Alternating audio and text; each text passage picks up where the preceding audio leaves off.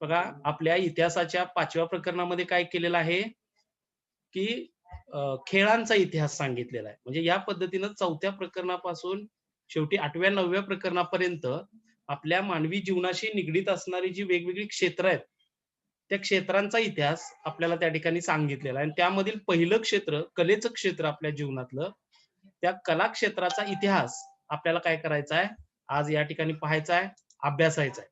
ठीक आहे? त्यामुळे पुस्तकामध्ये सर्वांनी पुस्तक ओपन करा आणि भारतीय कलांचा इतिहास हा धडा पहा सगळ्यांनी.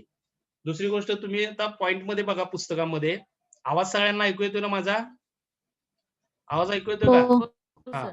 तर हो. त्या धड्यामध्ये आपण काय-काय पाहणार आहे ते सुरुवातीला दिलेलं आहे बघा. पहिली गोष्ट आपण पाहणार आहे कला कशाला म्हणायचं? कला या शब्दाचा अर्थ बघणार आहे. कला म्हणजे काय? तुम्हाला 4.1 सुरुवातीलाच प्रकरणामध्ये मुद्दा दिलेला आहे. त्याच्यानंतर कलेचे प्रकार तुम्हाला सांगितलेले आहेत. भारतातल्या दृक कला कोणकोणत्या आहेत? ललित कला कोणकोणत्या आहेत? त्याचबरोबर अंगिक कला कोणकोणत्या आहेत? आणि कला क्षेत्रामध्ये आपण व्यावसायिक संधी कशा शोधू शकतो? किंवा भविष्यामध्ये आपलं करिअर आपण कला क्षेत्रामध्ये कसं करू शकतो? हे या प्रकरणाच्या शेवटी सांगितलेलं आहे. म्हणजे काय, की आपण या प्रकरणामध्ये काय करणार आहे, कला या शब्दाचा अर्थ पाहणार आहे. त्याचबरोबर कलेचे जे प्रकार आहेत, जे अगदी प्राचीन कालखंडापासून आपल्या देशात चालत आलेले आहेत. त्या कलेच्या प्रकारांचा आपल्याला अभ्यास करायचा आहे, ज्याच्यामध्ये दृक कला, ललित कला, अंगिक कला ज्या आहेत, अशा कलांचा अभिजात कला आहेत. अशा कलांच्या प्रकारांचा अभ्यास या प्रकरणामध्ये करायचा आहे. आणि प्रकरणाच्या शेवटी तुम्हाला काय केलेलं आहे, कला क्षेत्रामध्ये आपण व्यावसायिक संधी कशा शोधू शकतो किंवा कला क्षेत्रामध्ये आपण करिअर भविष्यामध्ये कसं करू शकतो, हे आपण प्रकरणाच्या शेवटी पाहणार आहे. आता मी काय करतोय, धड्याला सुरुवात करतोय. पहिला पॉइंट तुम्हाला पुस्तकामध्ये सांगितलेला आहे बघा. कला म्हणजे काय? कला या शब्दाचा अर्थ सांगितलेला आहे. कला म्हणजे काय? या पॉइंटमध्ये. तो भाग आपण काय करणार आहे आता, पाहणार आहे. सर्वांनी पुस्तकामध्ये पहा. पहिल्या 4 ओळींना तुम्हाला कला या शब्दाचा अर्थ सांगितलेला आहे बघा, पहिल्या 4 ओळींना. त्या 4 ओळी काय करा, सर्वांनी पहा. पहिल्या 4 ओळी त्याच आपण काय करणार आहे, या ठिकाणी इथं पाहणार आहे. कला या शब्दाचा अर्थ.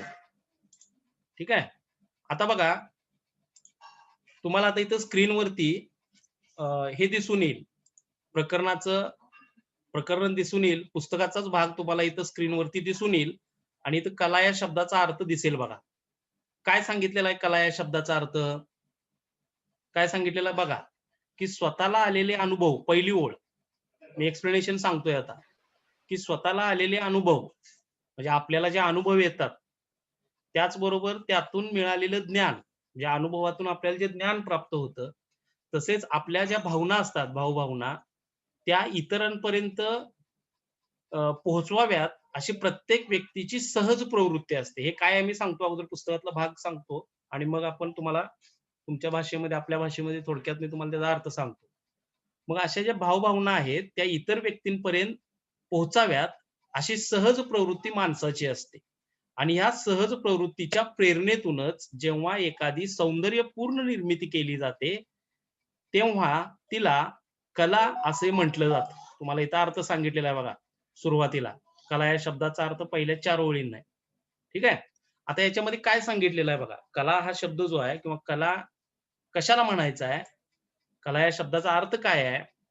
तर आपल्याला वेगवेगळ्या कृतीतून वेगवेगळ्या प्रकारचे अनुभव येतात. आता उदाहरणार्थ आपली आता शिकायची कृती चालू आहे. तुम्ही शिकायला लागलाय. मी काहीतरी शिकवायला लागलोय. ही कृती चालू आहे. याच्यातून तुम्ही अनुभव घेत आहात. शिकण्याचा अनुभव घेत आहात. तसंच मी तुम्हाला शिकवत आहे. त्याचाही तुम्ही अनुभव घेत आहात. ठीक आहे. अध्ययनाचा आपण आता अनुभव घेत आहे. आणि मग त्याच्यातून आपल्याला काहीतरी ज्ञान प्राप्त होते. तसंच आपल्या मनामध्ये आणि काही भावना निर्माण होतात या कृतींमधून. हे आता चालू असणाऱ्या लेक्चर विषयी किंवा आपण जे शिकायला लागलोय त्याच्याविषयी आपल्या मनामध्ये भावना निर्माण होतात. मग अशा ह्या भावभावना आणि आपल्याला जे अनुभव येतात, अनेक कृती आपण दिवसभरात करत असतो. अनेक नवीन-नवीन अनुभव दिवसभरात दररोज वेगवेगळे घेत असतो. आणि त्याच्यातून मिळणारं ज्ञान, त्या अनुभवातून किंवा त्याच्यातून आलेले अनुभव जे आहेत, मिळणारं ज्ञान जे आहे, ते एका विशिष्ट पद्धतीनं आपण सौंदर्यपूर्ण पद्धतीनं लोकांच्या पर्यंत पोहोचवलं, की त्याला कला म्हणायचं. आता उदाहरणार्थ सांगतो म्हणजे तुमच्या आणि लक्षात येईल, की चित्रकला घ्या. एखादा चित्रकार निसर्ग चित्र काढत आहे, एखाद्या चित्रकारानं निसर्ग चित्र काढलं. तर ते निसर्ग चित्र काढत असताना त्यानं जो निसर्ग बघितलेला आहे किंवा तुम्हाला मी निसर्ग चित्र काढा असं सांगितलं, इन्स्ट्रक्शन दिल्या, की निसर्ग चित्र काढा. मग तुम्ही निसर्ग चित्र काढत असताना कसं काढणार? तुम्ही जो निसर्ग बघितलेला आहे आपल्या आजूबाजूला, झाडं, जमिनी असेल, नद्या असतील, डोंगर असतील, प्राणी असतील, पशुपक्षी असतील. हे तुम्ही जे निरीक्षण केलेलं आहे, तुम्हाला जे अनुभव आलेले आहेत, त्या अनुषंगानं तुम्ही काय करणार? तुमच्या मनातल्या भावना त्या निसर्ग चित्रामध्ये रेखाटणार. म्हणजे तुम्ही काय करणार, की हे चित्र जे आहे ते काढणार. तुम्हाला आलेल्या अनुभवातून, ज्ञानातून तुम्ही ते चित्र काढणार. आणि तुमची ही जी कृती तयार होणार आहे, ती एक कला झाली म्हणायची, म्हणजे चित्रकला झाली म्हणायची. मग याच पद्धतीनं चित्रकला असेल किंवा शिल्पकला असेल, मूर्तिकाम असेल, वादन कला असेल, नृत्यकला असेल, ह्या सगळ्या कला कशातून येत असतात? जन्मालाच कशा येत असतात? उदयासच कशा येत असतात? तर माणसाला आलेले जे अनुभव असतात, त्या अनुभवातून माणसाला मिळालेलं जे ज्ञान असतं, ते ज्ञान, माणसाला आलेले अनुभव आणि त्याच्या मनातील भावभावना. या 3 बाबी आहेत. त्याला आलेले अनुभव, त्याचं ज्ञान आणि त्याच्या मनामध्ये असणाऱ्या भावभावना यांचं एकत्रितपणे प्रेझेंटेशन जेव्हा सौंदर्यपूर्ण रीतीने केलं जातं, तेव्हा त्याला कला म्हणायचंय. असा कला या शब्दाचा अर्थ तुम्हाला तिथं सांगितलेला आहे. आता खाली 2-3 ओळींना शेवटी तिथं काय सांगितलेलं आहे बघा, तुम्हाला दिसून येईल. खाली काय सांगितलेलं आहे, की कला निर्मितीच्या मुळाशी काय असतं ते सांगितलेलं आहे बघा. इथं मी कर्सर ठेवलेला दिसतोय का सगळ्यांना? कर्सर दिसतोय का ठेवलेला? हो. हां. तर इथं शेवटी काय सांगितलं बघा, कला निर्मिती कशी होते? कला निर्मितीच्या मुळाशी काय असतं ते सांगितलेलं आहे. म्हणजे एखादी चित्रकला असेल, एखादा चित्रकार चित्र काढायला लागलेला आहे किंवा एखादा मूर्तिकार मूर्ती तयार करायला लागलेला आहे. मग ही कला प्रेझेंट करत असताना त्याच्या कलाकाराच्या त्या कला निर्मितीच्या मुळाशी काय असतं, तर त्या कलाकाराची कल्पकता असते. म्हणजे त्याची इमॅजिनेशन पॉवर. कोणतीही कला सादर करायच्या अगोदर त्या कलाकाराच्या डोक्यात तयार झालेली असते. म्हणजे तुम्हाला मी एखादं निसर्ग चित्र काढा म्हणलं, तर निसर्ग चित्र कसं काढायचं आहे, हे अगोदर तुमच्या डोक्यात तयार झालेलं असतं. म्हणजे तुम्ही इमॅजिनेशन केलेलं असतं, की मला या पद्धतीनं झाड काढायचं आहे, या पद्धतीनं डोंगर काढायचं आणि त्या पद्धतीने तुम्ही पेन्सिलनं काय करता, ते चित्र रेखाटता.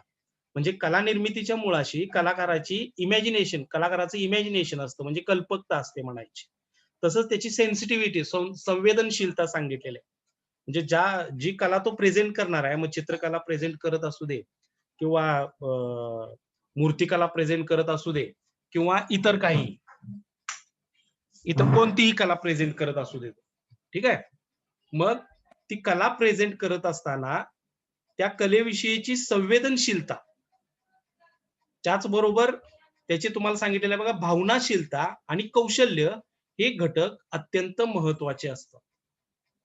म्हणजे काय आहे, कला निर्मितीच्या मुळाशी कलाकाराची असणारी कल्पकता, कलाकाराची संवेदनशीलता, त्याची भावनाशीलता आणि त्याच्याकडे असणारं स्किल किंवा त्याचं कौशल्य, कलाकाराचं कला प्रेझेंट करण्याचं जे कौशल्य आहे, कला सादर करण्याचं कौशल्य. आता तुम्हाला मी उदाहरण चित्रकलेचं सांगायला लागलोय मगापासून, की तुम्हाला निसर्ग चित्र काढायला लावलंय मी आणि त्या निसर्ग चित्रामध्ये निसर्ग चित्र काढण्याचं तुमचं स्किल, मग अगदी पेन्सिल पकडण्यापासून मग ड्रॉइंग करेपर्यंत, पेंटिंग करेपर्यंत तुम्हाला वेगवेगळ्या प्रकारची ती कौशल्य अवगत असणं गरजेचं आहे. म्हणजे चित्र रंगवण्याचं कौशल्य असेल, चित्र काढण्याचं, ड्रॉ करण्याचं कौशल्य असेल, ते पेन्सिल व्यवस्थित पकडण्यापासून, ब्रश व्यवस्थित पकडण्यापासून ही सगळी कौशल्य आहेत. मग ती कौशल्य आपल्या कलाकाराकडे आहेत का नाहीत?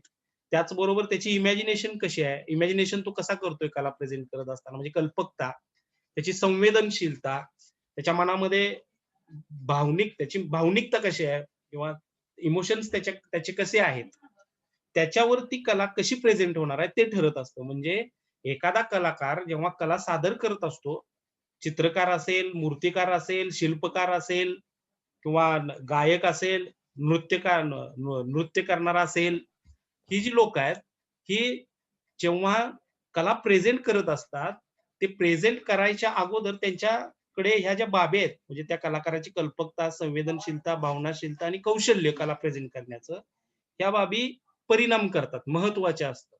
त्या कला प्रेझेंट करत असताना त्या कलाकाराची कला सादर करत असताना भावनिकता त्याची कशी आहे? त्याची सेन्सिटिव्हिटी त्या कलेविषयी कशी आहे. आता मला चित्रकला चांगली जमते, चित्रकलेविषयीची आवड आहे. म्हणजे मी चित्रकलेच्या बाबतीत संवेदनशील असणार आहे आणि मला चित्र काढा म्हटल्यानंतर मी चांगल्या पद्धतीने काढू शकणार आहे. आणि त्याच ठिकाणी मला शिल्पकाम किंवा मूर्ती तयार करा म्हटलं, मूर्तिकलेचं काय, मला मूर्ती तयार करायचा अभ्यास नाही, कधी मी ते काम केलेलं नाही. त्यामुळे त्या कलेच्या बाबतीत माझी संवेदनशीलता कमी असणार आहे किंवा भावनाशीलता सुद्धा कमी असणार आहे, कल्पकता कमी असणार आहे. म्हणजे कलाकाराची असणारी जी भावनिकता आहे, संवेदनशीलता आहे, कल्पकता आहे आणि कला प्रेझेंट करण्याचं जे कौशल्य आहे, त्याच्यावर डिपेंड राहतं, की तो कला कशी प्रेझेंट करणार आहे. ठीक आहे? तर या पद्धतीनं सुरुवातीच्या पॅराग्राफमध्ये तुम्हाला काय केलेलं आहे, की कला शब्दाचा अर्थ सांगितलेला आहे आणि कलाकार जेव्हा प्रेझेंट करत असतो, तेव्हा त्याच्याकडं कोणकोणत्या त्या कलेवरती कोणकोणत्या बाबींचा परिणाम होत असतो किंवा त्या कलेच्या मुळाशी कोणकोणत्या बाबी असतात, त्या पॅराग्राफमध्ये शेवटी तुम्हाला काय केलेल्या आहेत, सांगितलेल्या आहेत म्हणायचं. आवाज सगळ्यांना ऐकू येतोय ना माझा? आवाज ऐकू येतोय का? हो सर. हो. ठीक आहे. नेहा, श्रावणी स्क्रीनशॉट मारून घ्या पार्टिसिपेट मुलांचे थोड्या वेळानं. त्याच्यानंतर पुढे आपण पाहणार आहे कलेचे प्रकार. आता तुम्हाला इथं 2 कलेचे प्रकार सांगितलेले आहेत बघा. कलेचे 2 प्रकार सांगितलेले दिसतायत सगळ्यांना. कोणते आहेत 2 कलेचे प्रकार इथं सांगितलेले? कर्सर दिसतोय तिथं. कोणते प्रकार आहेत 2? हा? कोणते प्रकार आहेत रे? ललित कला. लोककला आणि लोककला, दृक्कला आणि ललित कला. ललित कला. दृक्कला आणि ललित कला असे आपल्याला काय सांगितलेले आहेत? 2 कलेचे प्रकार सांगितलेले आहेत म्हणायचे. दृक्कला आणि ललित कला असे 2 प्रकार सांगितलेले आहेत. त्याची माहिती आपण काय करतोय आता पाहतोय. जरा आता तुम्हाला तिथं पुस्तकामध्ये दृक्कला आणि ललित कला दृक्कला आणि ललित कला अशी कला प्रकारांची जी विभागणी केली जाते, असं सुरुवातीला स्टेटमेंट दिलंय बघा. कलेची विभागणी 2 प्रकारांमध्ये केली जाते. दृक्कला आणि ललित कला अशा 2 प्रकारांमध्ये कलेची विभागणी केली जाते. दृक्कला आणि ललित कला याच्यामध्ये. आता ललित कलांना काय अर्थ, काय शब्द वापरलेला आहे सांगा बरं? ललित कलांनाच काय म्हटलं जातं? दुसरा शब्द काय वापरलेला आहे? अंगिक कला. अंगिक कला. ललित कलांना अंगिक कला असंही म्हणलेलं आहे बघा. ललित कलांना अंगिक कला असंही म्हणलेलं आहे. म्हणजे याचा अर्थ काय म्हणायचा? याचा अर्थ काय आहे बघा.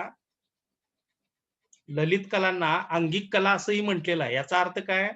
की माणसानं स्वतः कौशल्य स्वतःमध्ये डेव्हलप करून मिळवलेली कला म्हणजे ललित कला किंवा अंगिक कला म्हणायच्या. म्हणजे ती कला प्रेझेंट करण्यासाठी जे कौशल्य लागणार आहे, ती कौशल्य स्वतः अभ्यास करून डेव्हलप केली स्वतःमध्ये आणि ती कला म्हणजे ललित कला म्हणायची. आता ललित कलेची उदाहरणं तुम्हाला पुस्तकामध्ये पाठीमागच्या पेजवरती सांगितलेली आहेत बघा. पान नंबर तुम्ही काय करा, पान नंबर 28 वरती सगळ्यांनी पहा. ललित कलेची उदाहरणं सांगितलेली आहेत. त्याच्यामध्ये लोककलेच्या परंपरा आहेत, अभिजात कलेच्या परंपरा आहेत. म्हणजे नाट्य, गायन, वादन, नृत्य ह्या ज्या कला आहेत, म्हणजे नाट्य, गायन, वादन, नृत्य हे काय माणसाला पहिल्यापासूनच येतं असं नाही किंवा आपल्याला आता माणूस जन्माला आला की त्याला नाट्य कला प्रेझेंट करता येते किंवा गायनाची कला त्याच्या अंगी असतेच, वादनाची कला त्याच्या अंगी असतेच, असं घडत नाही. त्याला ते शिकावं लागतं. गायन, वादन, नृत्य, नाट्य हे काय करावं लागतं? त्यांना शिकावं लागतं. ते कौशल्य आत्मसात करावी लागतात, अंगीकारावी लागतात. आणि म्हणून ह्या कलांना काय म्हणलेलं आहे? या ललित कलांनाच अंगिक कला असंही म्हटलेलं आहे. ठीक आहे? त्या कला काय कराव्या लागतात? आत्मसात कराव्या लागतात. आणि दृक्कलांच्या बाबतीत काय आहे? दृक्कला ज्या आहेत ह्या अगदी ललित कला आणि दृक्कलांचा जर तुम्ही तुलनात्मक जर भाग पाहिला, अभ्यास केला, ललित कला आणि दृक्कला यांचा जर कंपॅरेटिव्हली जर तुम्ही भाग पाहिला तुलनात्मक दृष्ट्या, तर दृक्कला ज्या आहेत त्या अगदी प्राचीन कालखंडापासून भारतात, जगात अस्तित्वात आहेत. दृक्कला ज्या आहेत त्या प्राचीन कालखंडापासून. आता दृक्कला ह्या शब्दाचा अर्थच काय आहे बघा मुळात. इथं तुम्हाला दिसत आहे दृक्कला. तो शब्द जर तुम्ही फोडला, शब्दाचा अर्थ सांगायचा राहिला तुम्हाला, शब्दाची जर फोड केली आपण, तर ज्या कला आपल्याला तुम्हाला दृक्कलेची उदाहरणंही सांगितलेली आहेत बघा पुस्तकामध्ये इथं. त्याच्यामध्ये लोकचित्रकला शैली म्हणलेलं आहे, अभिजात चित्रकला शैली आहे, लोकशिल्पकला शैली आहे. म्हणजे चित्रकला, शिल्पकला ह्या ज्या कला आहेत, या कला कसल्या आहेत म्हणायच्या? स्थापत्य कला असेल, या कला कोणत्या प्रकारच्या आहेत म्हणायच्या? दृक्कला म्हणायच्या. दृक्कला कॅटेगरी मधल्या. म्हणजे ज्या वस्तूंच्या स्वरूपात आहेत. स्पष्ट सांगायचं तुम्हाला तर. वस्तूंच्या स्वरूपात. मटेरिअलिस्टिक आहेत ज्या कला. म्हणजे आपण चित्र काढतो. पोस्टर असतं, कागदावरती चित्र काढतो आपण. म्हणजे ती एक वस्तू आहे. किंवा शिल्पकला, दगडावरती शिल्पकाम केलं. ते एक वस्तू स्वरूपात आपण मटेरिअलिस्टिक आहे म्हणायचं, ते वस्तू स्वरूपात आहे. मग स्थापत्य कला म्हणजे बांधकाम. ठीक आहे? ही सुद्धा कशी आहे? वस्तू स्वरूपात असणारी कला आहे. म्हणजे दृक्कला म्हणजे या पद्धतीने मटेरिअलिस्टिक असतात. जे आपण डोळ्यांनी पाहू शकतो, स्पर्श करू शकतो. भौतिक स्वरूपात, वस्तू स्वरूपात त्या कला आपल्याला समोर दिसत असतात. अशा कला दृक्कला म्हणायच्या आणि ह्या अगदी प्राचीन कालखंडापासून जगात आणि भारतात अस्तित्वात आहेत. ललित कला मात्र दृक्कलेच्या नंतर आल्या. ललित कला दृक्कलेच्या नंतर आल्या म्हणायच्या. दृक्कला ह्या प्राचीन कालखंडापासून काय आहेत म्हणायच्या. अस्तित्वात आहेत म्हणायच्या. ठीक आहे. मग त्याचा इतिहासही तुम्हाला इथं सांगितलेला आहे बघा दुसऱ्या पॅराग्राफमध्ये. इथं कर्सर दिसतोय तिथं, की दृक्कलांचा उगम प्रागैतिहासिक काळात झाला आहे हे दर्शवणारे अनेक कला नमुने जगभरातील अश्मयुगीन गुहांमधून प्राप्त झालेले आहेत. असं म्हणलेलं आहे बघा. म्हणजे दृक्कलांचा इतिहास तुम्हाला शेवटच्या त्या 2-3 ओळींना सांगितलेला आहे, की ह्या ज्या शिल्पकाम, चित्रकला, स्थापत्यकला ह्या ज्या दृक्कला आहेत, ह्या दृक्कला आहेत म्हणायच्या. शिल्पकला, चित्रकला, स्थापत्यकला ह्या दृक्कला आहेत म्हणायच्या. म्हणजे बांधकामाची कला, स्थापत्य म्हणजे. मग म्हणजे मंदिर वगैरे जे पूर्वीची बांधलेली आहेत, ती स्थापत्य कलेचं उदाहरण आहे म्हणायचं आपल्या इकडे. ताजमहाल असेल, लाल किल्ला असेल, अजिंठा वेरूळ लेणी असतील, ही स्थापत्य कलेची उदाहरणं आहेत म्हणायची. मग अशी स्थापत्य कला, शिल्पकला, चित्रकला ह्या ज्या दृक्कला आहेत, ह्या दृक्कला प्रागैतिहासिक कालखंडापासून आहेत. प्रागैतिहासिक कालखंड म्हणजे कसला म्हणायचा? ज्या काळात माणसाला लिहिता वाचता येत नव्हतं. म्हणजे माणूस अश्मयुगाचा हा कालखंड आहे. ज्या काळात माणसाला लेखन आणि वाचन कला अवगत नव्हती. तो काळ म्हणजे प्रागैतिहासिक काळ. म्हणजे अगदी तो माकडाच्या अवस्थेतला माणूस होता. मग त्या कालखंडातल्या माणसानं सुद्धा काय केलेलं आहे, की या कला जतन केलेल्या आहेत गुहांमध्ये चित्रांच्या माध्यमातून. आणि 6वी मध्ये तुम्ही ते चित्र एखादं पाहिलेलं पण आहे. 6वीच्या इतिहासाच्या पुस्तकात होतं बघा, मध्य प्रदेशमधील भीमबेटका या ठिकाणी प्रागैतिहासिक कालखंडातील अश्मयुगातला जो माणूस आहे, त्या माणसानं त्याला आलेले अनुभव चित्रांच्या साहाय्यानं गुहांमध्ये रेखाटलेले आहेत आणि ते आजही आपल्याला पाहायला मिळतात. हजारो वर्षापूर्वीची चित्र गुहांतल्या भिंतींवरती त्यांनी रेखाटलेले आहेत. 6वी मध्ये तुम्ही इतिहासामध्ये ते चित्र पाहिलेलेही असशीला. ठीक आहे? आवाज ऐकू येतोय ना सगळ्यांना माझा? आवाज ऐकू येतोय का? हो. तर या पद्धतीनं दृक्कलांचा इतिहास तुम्हाला सांगितलेला आहे. दृक्कला ह्या अगदी प्राचीन कालखंडापासून जगभरात आणि भारतात अस्तित्वात आहेत.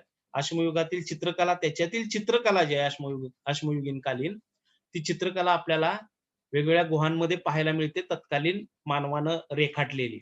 त्याच्यानंतर शिल्पकला, स्थापत्यकला ह्या कला नंतर आल्या, ह्या दृक्कला नंतर आल्या म्हणायच्या.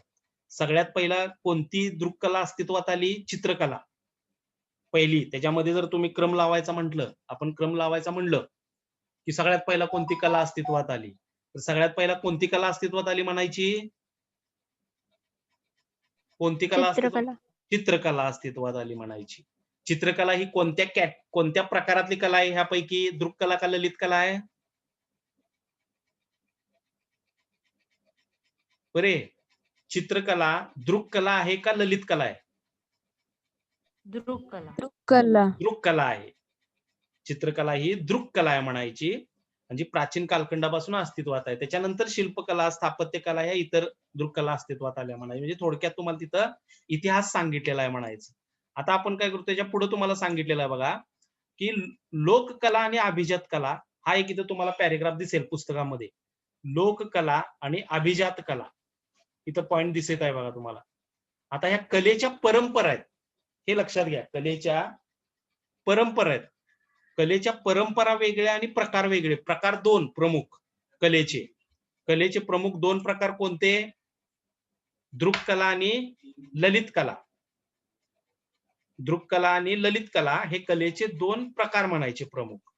आणि ह्या दोन्ही कलांचे, दृक कलेच्या आणि ललित कलेच्या दोन परंपरा आहेत. म्हणजे त्याचा ट्री चार्ट जर तुम्ही काढायचा म्हणला, ट्री चार्ट सुद्धा तुम्ही काढू शकता की दृक कलेच्या दोन परंपरा, लोककला आणि अभिजात कला. आणि तसंच ललित कलांच्या दोन परंपरा, लोककला आणि अभिजात कला. मग अशा इथं तुम्हाला काय सांगितले? कलेच्या दोन परंपरा सांगितलेल्या आहेत म्हणायच्या, लोककला आणि अभिजात कला परंपरा. ठीक आहे. आता लोककलेविषयी सुरुवातीला इथं माहिती सांगितलेली आहे बघा, कर्सर ठेवलेला आहे तिथं मी पहा. आणि पुस्तकामध्ये तुम्हाला सांगितलेले आहे की लोककला ही एक अश्मयुगीन काळापासून अखंडितपणे चालत आलेली परंपरा आहे आणि तिचा आविष्कार लोकांच्या रोजच्या जगण्याचा भाग असतो. बघा, हे वाक्य महत्वाचं आहे, पुस्तकामध्ये तुम्ही अधोरेखित करा.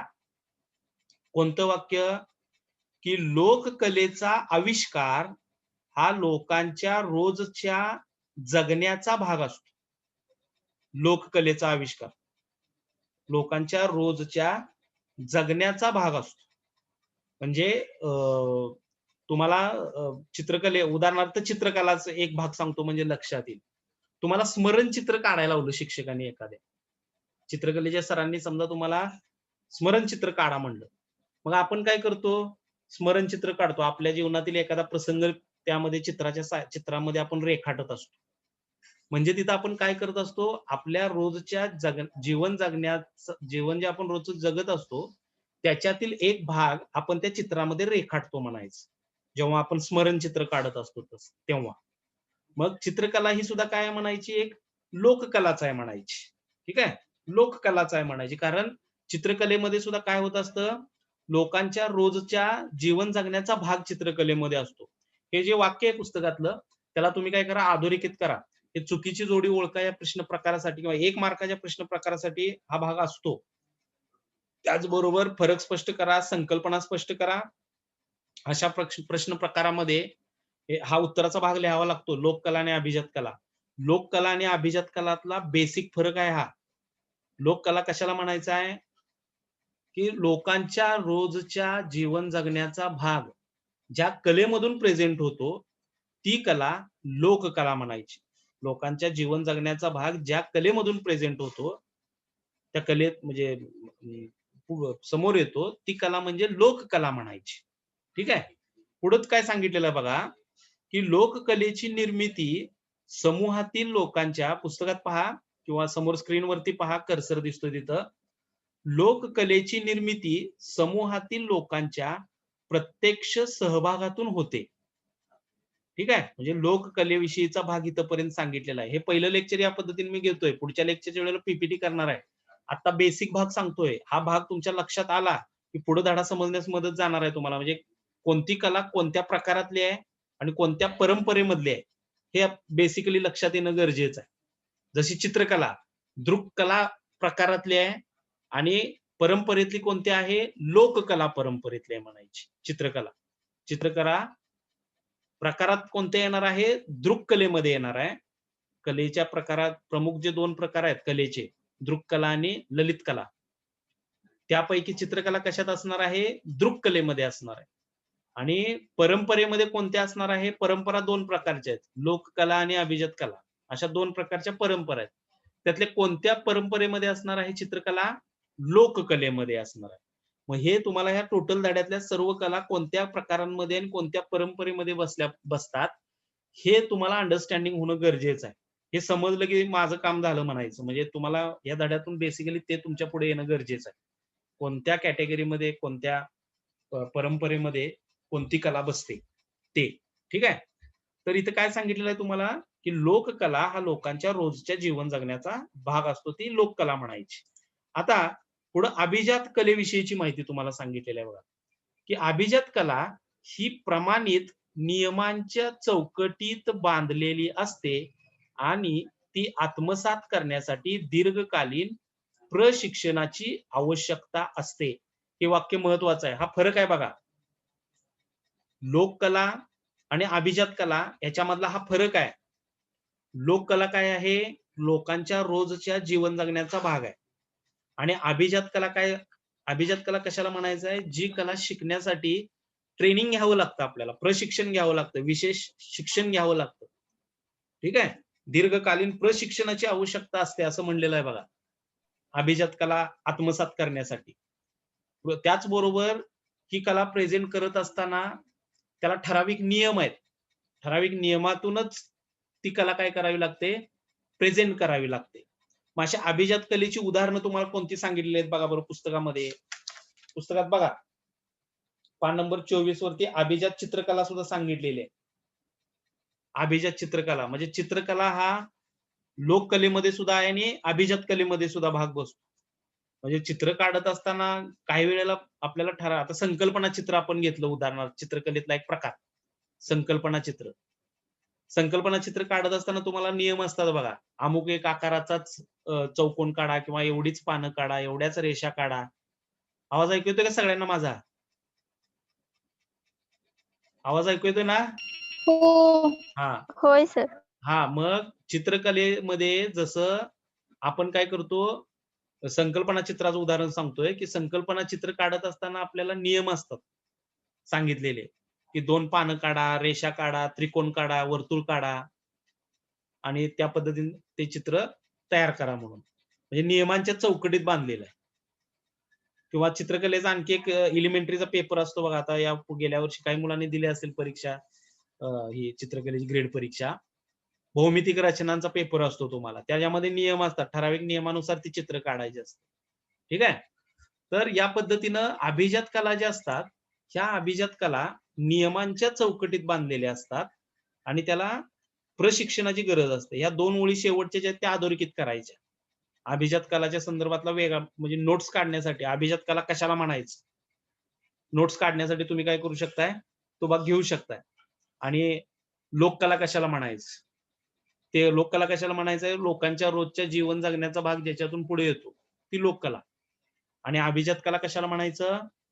जी कला प्रेझेंट करण्यासाठी अ, विशिष्ट प्रशिक्षणाची गरज असते, दीर्घकालीन प्रशिक्षणाची गरज असते. तसंच अ, ठराविक नियमांची चौकट असते. अशा प्रकारची कला म्हणजे अभिजात कला म्हणायची. त्या 2 ओळींना पुस्तकातल्या अधोरेखित करा. एक्झामसाठी त्या पॉइंट मधल्या त्या 2 ओळी महत्त्वाच्या आहेत म्हणायचं. आता पुढे तुम्हाला कला शैली सांगितलेल्या आहेत बघा. कला शैली तो भाग आपण पाहतोय. लेक्चर मध्येच एंड झालं तरी एंड होईल बरं का. पुढे मी रिस्टार्ट करणार नाही.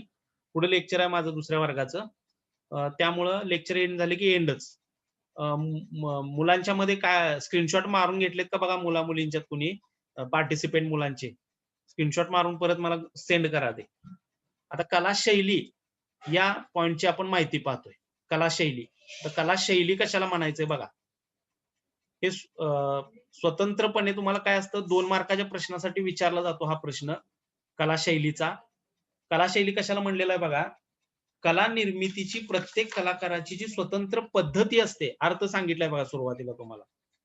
कला निर्मितीची प्रत्येक कलाकाराची स्वतंत्र अशी एक पद्धत असते, त्याला शैली म्हणायचंय.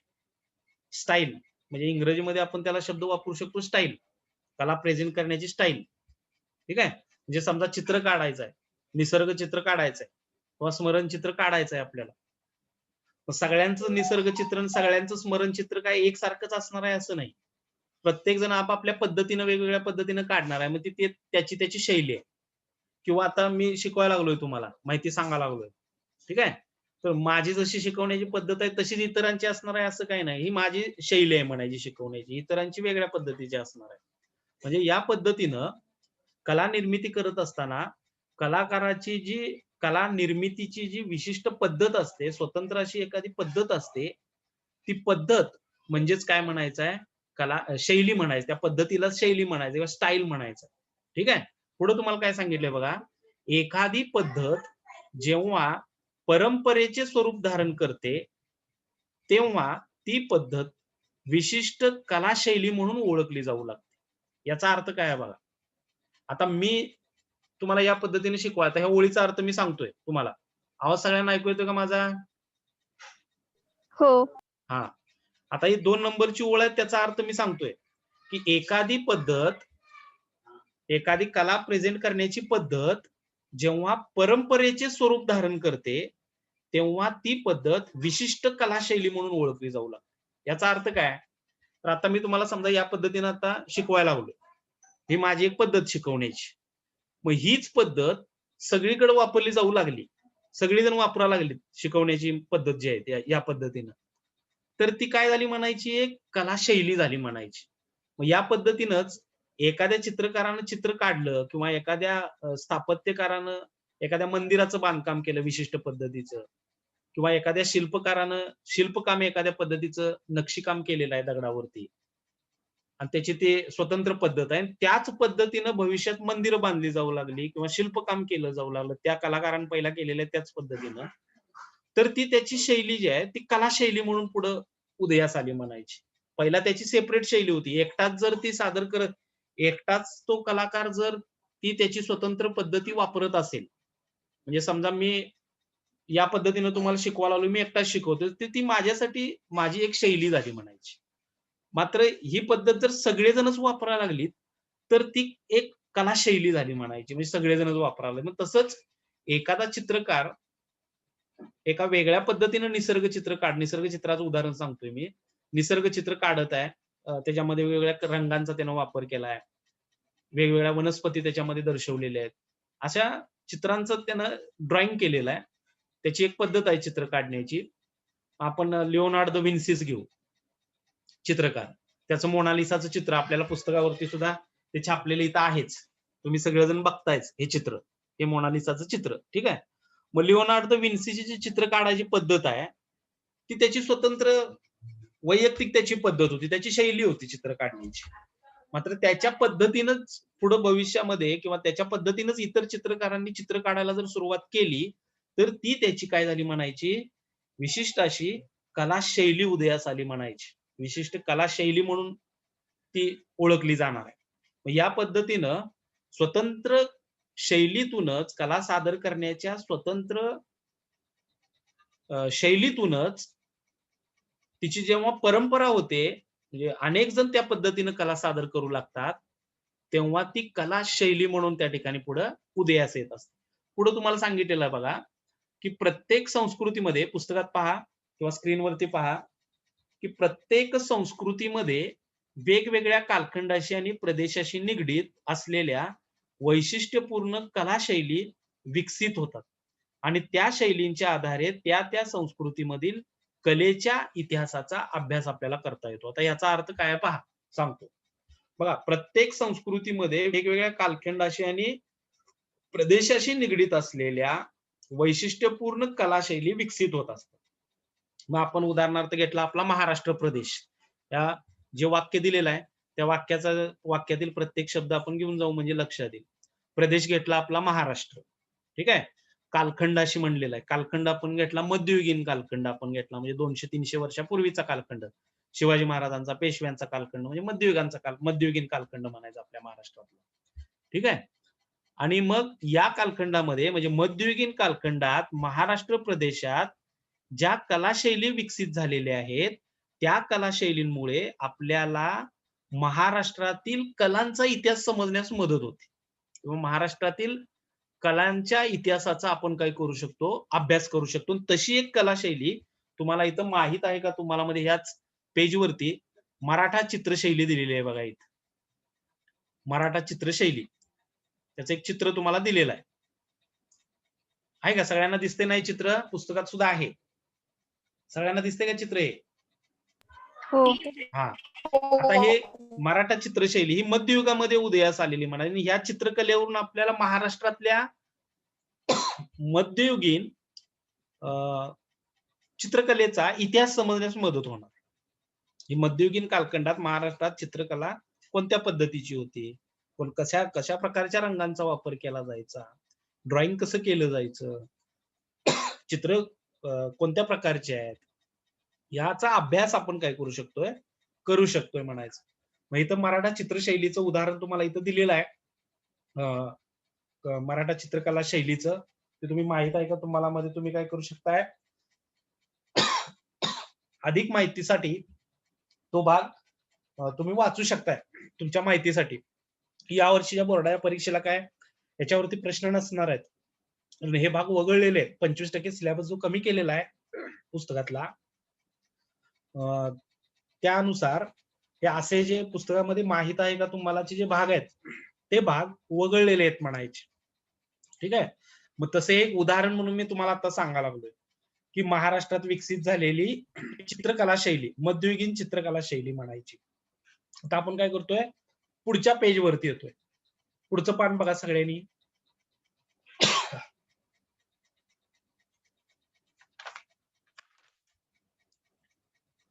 तुम्हाला पुढच्या पेज वरती भारतातील दृक्कला परंपरा सांगितलेल्या आहेत बघा. पुढच्या पेज वरती भारतातील दृक्कला परंपरा हा पॉइंट आहे.